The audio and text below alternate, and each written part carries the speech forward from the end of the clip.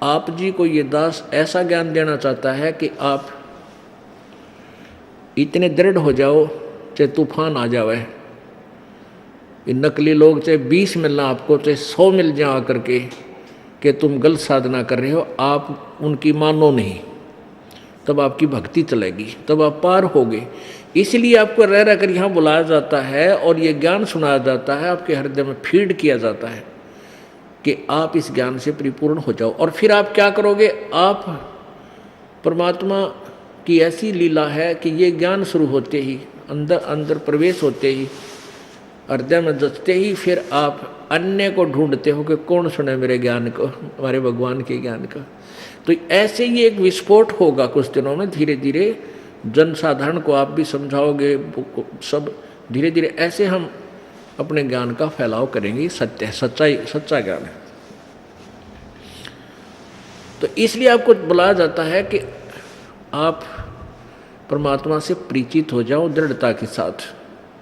अब जैसे ये क्रोथा कांड करवाया, इसका मुख्य कारण यही था कि उन नकली आचार्यों की पोल खुल गई। वो अपने ग्रुप को, आर्य समाज की आत्माओं को मूर्ख बनाए बैठे हैं। और आज भी मानने उनको तक ये ज्ञान नहीं जाने देना चाहते थे कि सत्यार प्रकाश नामक जो पुस्तक है उसमें कोरी बकवाद भर रखी है, कोरी झूठ का बकवाद, ना कोई अध्यात्म ज्ञान, ना कोई व्यवहार का ज्ञान। तो इस दास का उद्देश्य ये था कि जब ये सत्यार प्रकाश या कोई किसी अन्य ऋषि के अनुभव की पुस्तक उन्होंने अपना अनुभव लिखकर समाज में पेश कर दिया, इससे सिद्ध है कि उसको इतना ज्ञान था। और ये दास ये चाहता है कि पहले आप उन्हीं के ज्ञान से परिचित हो जाओ। वो तुम्हें के दे के जा रहे हैं और अपने वेद, वो खजाना क्या बता रहे हैं, इन दोनों से तुलना होने से तुम वहाँ से हट पाओगे। और कोई दास का उद्देश्य किसी की आलोचना करना नहीं है। और आलोचना वो होती है झूठी कपटी कपट करे, और जो कि तो पढ़ के सुनावा, लेख लिखे, फोटो कॉपी करके दिखावा, फिर भी नहीं माने हुए। तो वो थे वो नकली व्यक्ति जो समाज के शत्रु हैं। वो नहीं, उन्होंने कोई किसी से लेना देना नहीं, माँ भगवान से ना समाज से। वो तो अपना उल्लू सीधा रखा है कि तुम्हारा पद बरकरार रहे, दुनिया को गुमराह करें। तो उन्होंने ये चाल चली थी, और जिसके कारण उसने इन्होंने मुख्यमंत्री जी भी उसी ग्रुप का बन गया। इनका बैड लक, इस मुख्यमंत्री का दुर्भाग्य कि वो इसे मौके में आ गया कि जब ये कुश्ती शुरू हो रही थी ये है संतों की ज्ञान की लड़ाई, और इसने बीच में वो कबड्डी खेल दिया कि न उनके बैक आए माँ के। इन झूठा ने इतना भ्रमित कर दिया उस मुख्यमंत्री जी को कि उसने इन झूठों को सच्चा मान लिया और क्रोथा कांड करा दिया।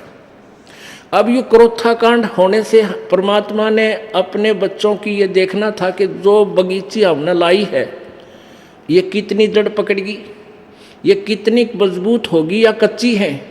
तो एक भयंकर तूफान छोड़ा मालिक ने, उनके कर्म बिगड़ गए और हमारे भगत छट गए। यानी इतने तूफान में भी इतनी बकवाद, इतनी झूठी, तो अखबारों में भी, मीडिया में भी, इलेक्ट्रॉनिक मीडिया में भी इतनी झूठ बोल दी, और फिर भी हमारे भक्त टस से मस नहीं हुए और उससे अधिक बढ़कर अब उपदेश लेने आ रहे हैं। तो दास ये चाहता है कि आप इतने मजबूत हो जाओ कि किसी के तोड़े नहीं टूटे। तो फिर वो बाग फड़ा करे। हमारी दास की मेहनत सफल हुई। इतने बड़े भयंकर तूफान में भी एक भी टहनी भी ना टूटी मेरे बगीचे की। इस दास का, ये दास नौकर है, बगीचा उस कबीर भगवान का। आप उसके बूटे हो, पौधे हो, आप इतने मजबूत हो गए कि आप एक भी ना टूटा, बल्कि और आण लाग रहे हैं। दूर दूर तक इस तत्व ज्ञान से परिचित होकर वो पुण्यात्मा सैलाब की तरह उठकर आएंगे कुछ दिनों में, आप देख लेना। अब ये ज्ञान रह रह कर आपको इसलिए समझाया जा रहा है, इसलिए बताया जा रहा है कि आप परमात्मा से परिचित हो जाओ।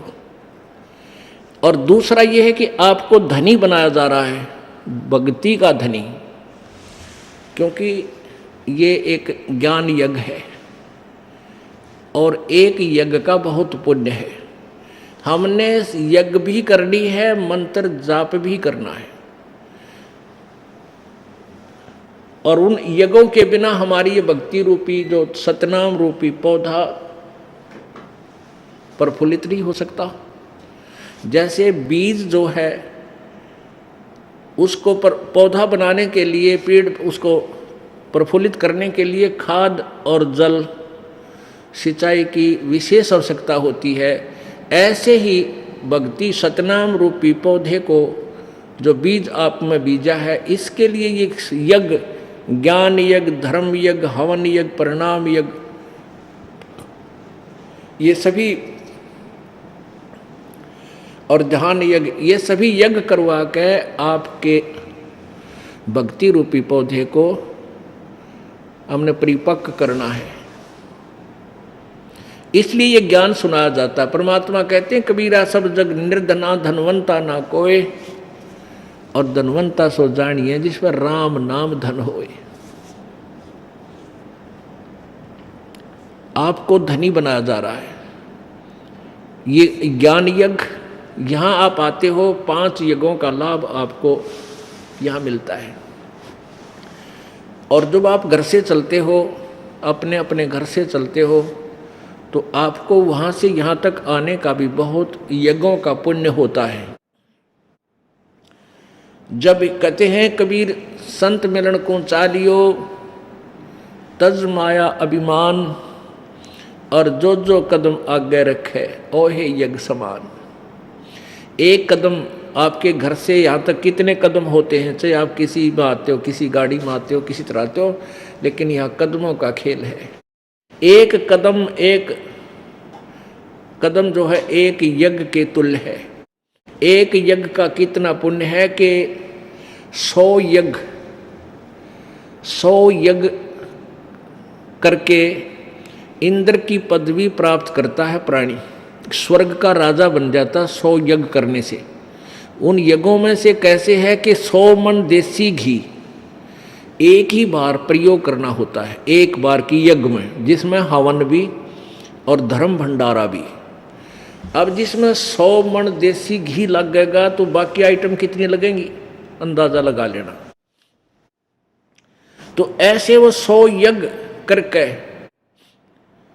इंद्र की पदवी प्राप्त करता है, इतना धनी हो जाता है। और आपको कितनी यज्ञ हम करा रहे हैं, एक धर्म यज्ञ, ज्ञान यज्ञ, प्रणाम यज्ञ, ध्यान यज्ञ, हवन यज्ञ और ये ज्ञान यज्ञ। इन सभी यज्ञों से आपको यानी परिपूर्ण किया जा रहा है, आपके द्वारा करवा के आपको धनी बनाया जा रहा है। अब हम यहाँ का ना इंद्र की पदवी प्राप्त करेंगे और न ही हम ब्रह्मलोक में जाएंगे, ना हम ब्रह्मा विष्णु महेश के लोक में जाएंगे, ना ही हम यहाँ का कोई पद पाएंगे, ना हमने राजा बनना है, ना महाराजा बनना है, हमने अपने यहाँ से पीछा छुटवाना है। तो ये धन आप कितने वीक हो चुके हो, चौथे युग में आगे आप भरमते और भटकते, अपने पुण्यों को बर्बाद करते करते आप इतने कंगाल हो गए हो जिसकी गणना को नहीं। अब आपको फिर भक्ति उसी तरह जितने भक्ति शक्ति युक्त आप सतलोक से आए, जो आपके अंदर पुण्य थे, उतने ही पुण्य फिर तैयार करवाने पड़ेंगे आप में, तब आप सतलोक जा सकोगे। उन पुण्यों का हम यहाँ कोई हिसाब किताब यहाँ नहीं, कोई सुविधा नहीं लेंगे। यहाँ की सुविधा हम यहाँ के पुण्य जितनी भी कमाई है यहाँ छोड़ देंगे, उसके शेष बची हुई कमाई जो है वो हमें सतलोक ले जाएगी। तो आपको धनी बनाने के लिए, सतलोक ले जाने के लिए हमारा मूल उद्देश्य है। यहाँ सांसारिक सुख जो आप मांगते हो, क्योंकि यहाँ पहले तो दुखी आत्मा आती है, मोक्ष तो बाद में ध्यान में आवा है, पहले इन संकटां से पीछा छूटा है। तो परमात्मा सबसे पहले आपके ये दुख निवारण करेगा।